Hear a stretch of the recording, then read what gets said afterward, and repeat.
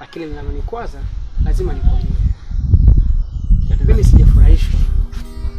Wewe mimi sio kuninyima mimi kwamba eti unashindwa kuniambia bwana kesho mimi naenda kuoa. Unahisi mimi ningekuwa kidudu mtu au ningekutilia ndoa yako? Brother nimepiga sana simu sana, nimekuja kwako mara 2 hapa. Lakini simu bwana ni kifupisho, ungekuja tena, ila si mbaya. Acha mimi nikwambie jambo, kwa sababu mimi wewe ni ndugu yangu, siwezi nikakukana. Ila swala hili ambalo umeingia sasa ni swala zuri ambalo mimi mwenyewe ninafurahisha nafsi yangu. Yakata ndoa ni jambo la msingi sana. Na kuomba chonde. Epuka sana marafiki wasiokuwa na faida kuwachukua mrundo kupeleka nyumbani kwako. Chukua genge vijana wahuni ukapeleka nyumbani kwako. Usimwamini mtu kwenye ndoa.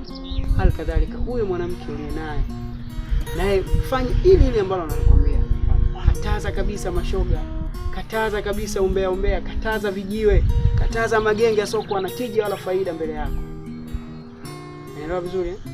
Ndoa ni jambo la kheri. Kwetu sisi tunasema ndoa ni sunna.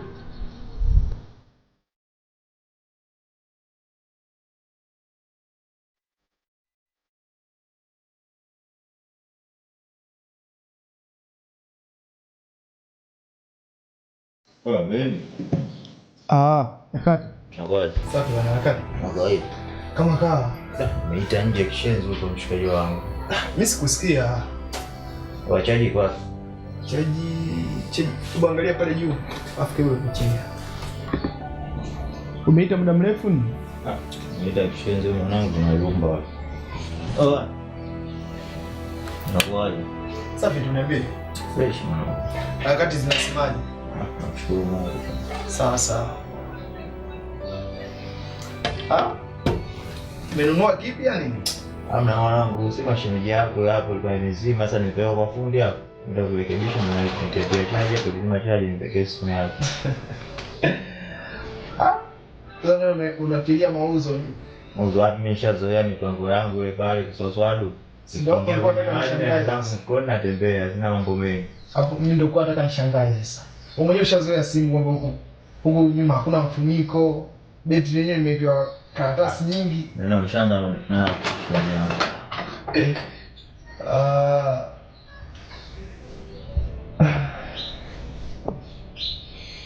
Mshide. Vipi shigazi? Basi kweli shigazi.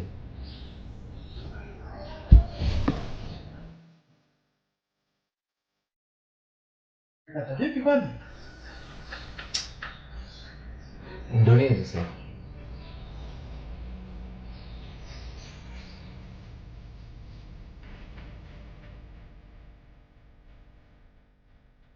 Sasa Yakati.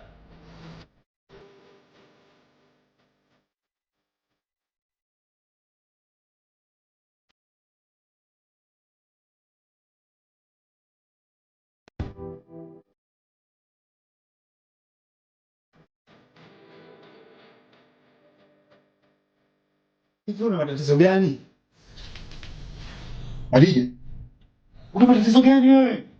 Nini mume wangu? Adija. Nini?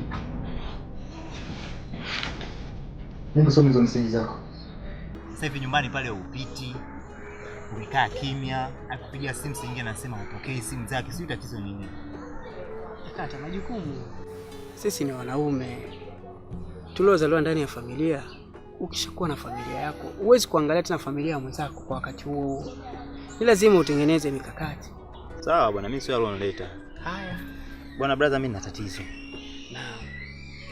Na hili tatizo nahisi limekuwa kubwa kwangu. Unajua tangu mimi nioe sasa ni siku ya 7. Takushangaza jana nilichukua simu ya mke wangu aliniambia nimpelekee kwa fundi. Baada ya kutengenezwa ile simu, nikapita kwa rafiki yangu akasema ngoja niitie chaji. Baadaye kanipata wazo wa kuipekua.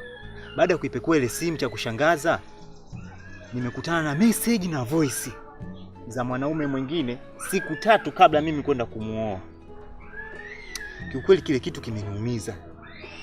Kimeniumiza sana brother, kwa sababu kweli mwanamke siku 3 kwenda kumuoa ana chati na mwanaume mwingine. Tena kawekwa ndani na kungu.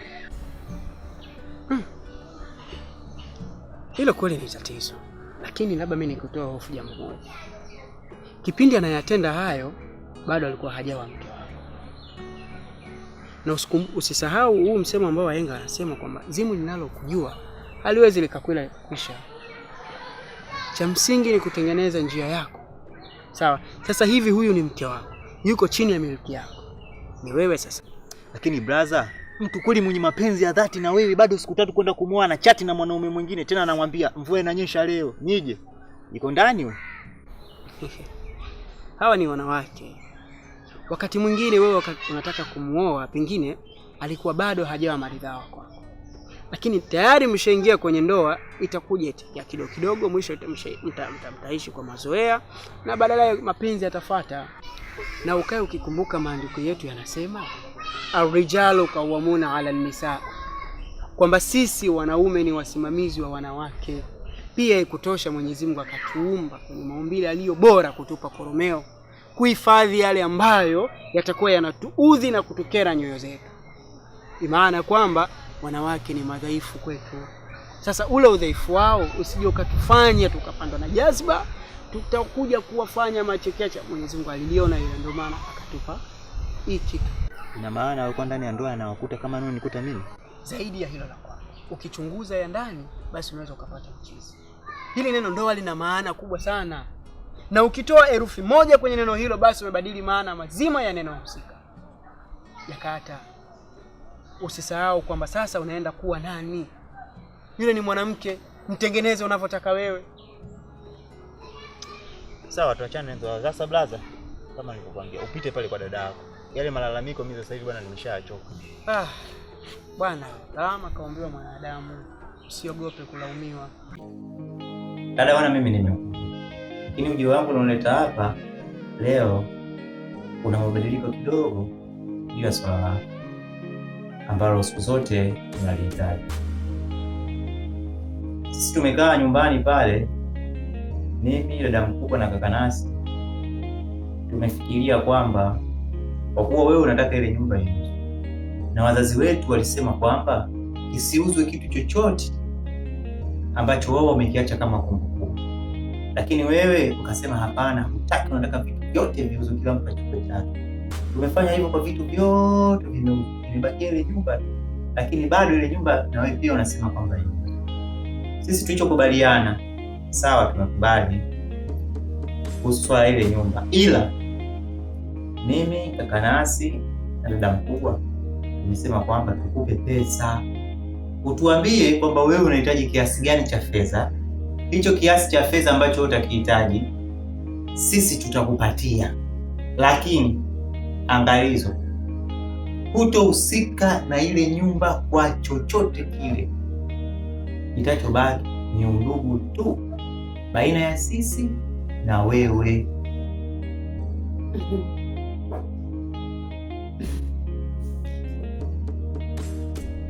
Yaani wajua wewe, wakati unaingia pale kwenye ule mlango na hiyo kofia yako uliovaa, nikajua umekuja na jambo jema sana, kwa vile wewe kidogo angalau waswali hata dini umejua.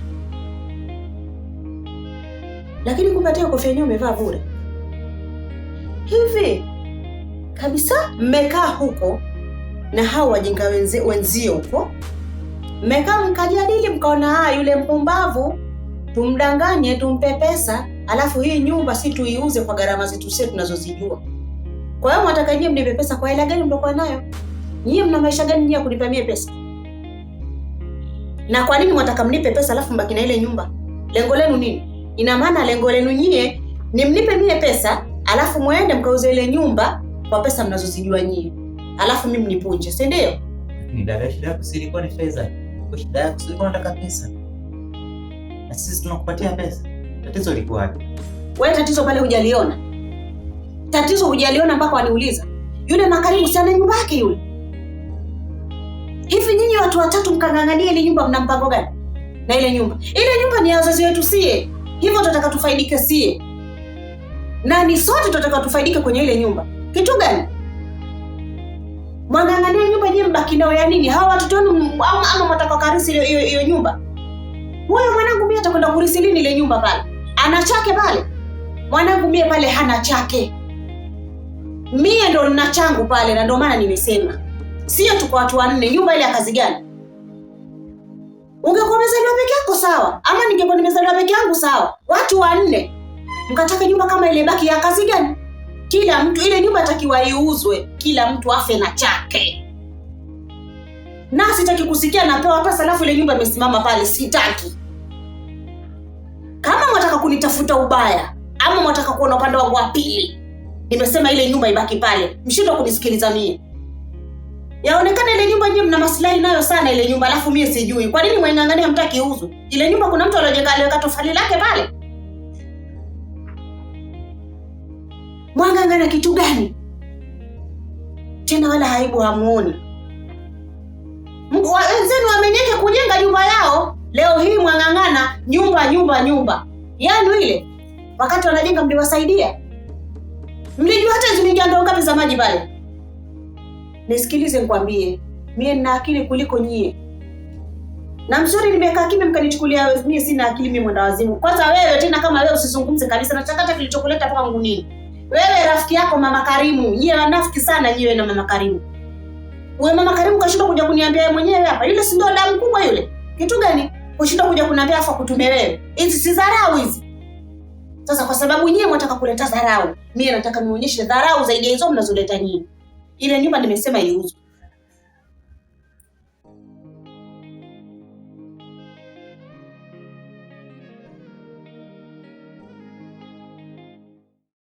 Naona sasa umekuwa mkubwa, siku nyingi hatujaonana.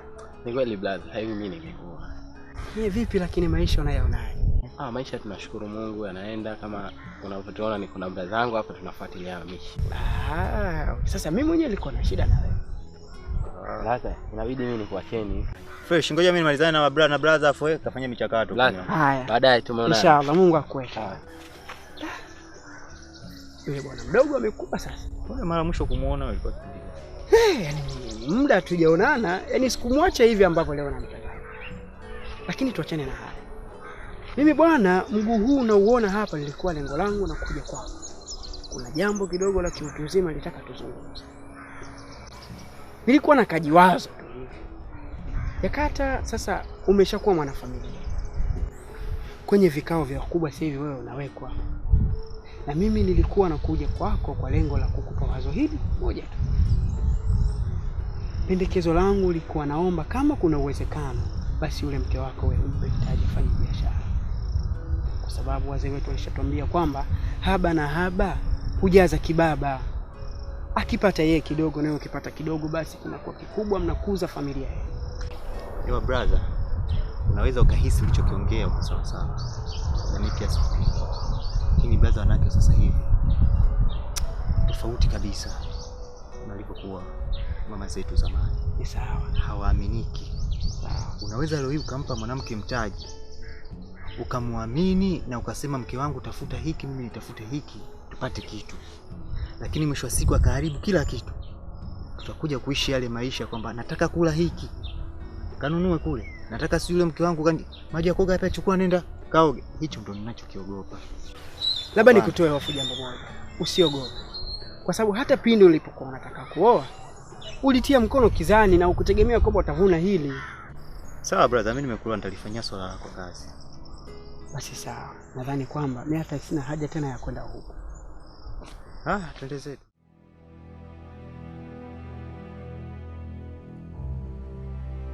Aisee, kuna ile t-shirt kule. Ile t-shirt nyekundu pale. Ile usio kaitoa, ishaekewa oda. Afu imebaki ile moja tu. Ndio ile hakuna nyingine tena.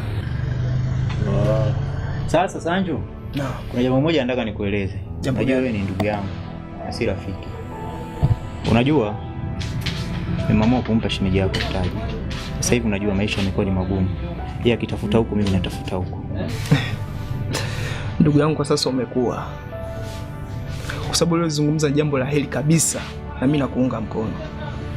Yaani maana yako ni nzuri tu kwamba shemeji yeye anatafuta kwa upande huu na wewe unatafuta kwa upande huu. Alafu nakusanya sehemu moja tunakuwa kitu kimoja kikubwa tu. Jambo zuri sana. Lakini Sanjo, nimekuwa muoga kidogo.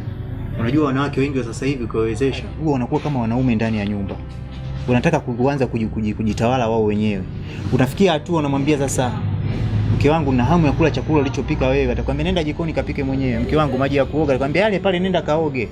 Umeona, ni vitu ambavyo sometimes mimi mwenyewe vinanitisha, kwa sababu unajua unapooa kuna baadhi ya vitu unategemea kwamba sawa, maisha sasa hivi ni kusaidiana. Sawa, kuna siku nyingine utafua, utafanyaje, utasaidia yeye, atapiga deki, kuna vitu vya kusaidiana kama weekend. Lakini nafikia hatua, unajua kuna wanawake anaona kama kile sasa ukishampa ule mtaji kwamba yeye ndo ana uwezo wa kukuongoza wewe. Jagata bana, hebu acha hizo. Sawa, hayo yalikuwepo, lakini kipindi hicho sio sasa hivi, kwa sababu lengo lako umelianza vizuri tu, nia yako ilikuwa nzuri tu ya kumpa mkeo mtaji. Mimi naona ni jambo sahihi. Sawa, wala usikatishe maamuzi yako kwa sababu ya kufikiria vitu ambavyo wewe mwenyewe huna imani navyo kwamba vina ukweli ndani yake au havina ukweli. Sawa ndugu yangu. Poa. Sasa vijana Mudi alikuja kukuulizia hapa, sijui mlikuwa mna issue gani? Mudi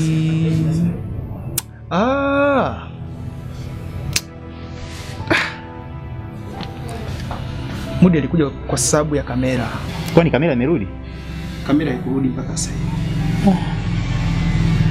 Sancho, kumbuka ndio ulitoa ile kamera. Unapaswa kuifuatilia. Ila mimi nashangaa sana. Unajua jamaa aliomba kamera kwa ajili ya siku 2 tu. Lakini ameshapita yani sio siku 2 tena, ni zaidi ya siku 2. Lakini nashangaa mpaka muda huu. Siku zote sisi binadamu ndivyo tulivyo. Tunapotaka jambo huwa tunaenda mikono nyuma, lakini tukishapata unakuwa kama mmiliki wa kile kitu. Fanya hivyo. Najua mara nyingi picha za humu ndani tunatumia kamera ile kupiga kwa rushia wateja. Sasa kama utashindwa kuifuatilia itakuwa ni tatizo hili. Basi mimi nitaifuatilia. Leo nitaifuatilia. Poa. Sasa leo jioni fanya michakato uje kula nyumbani pale chakula cha usiku. Mimi ndugu yangu, kwa hilo ondoa shaka. Mimi nitatafuta nyumbani, naambia sitofika kabisa na wasiandalie chakula. Nitaanza kufanya mazoezi hapa. Naenda kule, narudi huku. Naenda kule, narudi huku. Ni mpaka nihakikishe ndani hakuna kitu kabisa. Ili twende huko tukale. Acha bwana.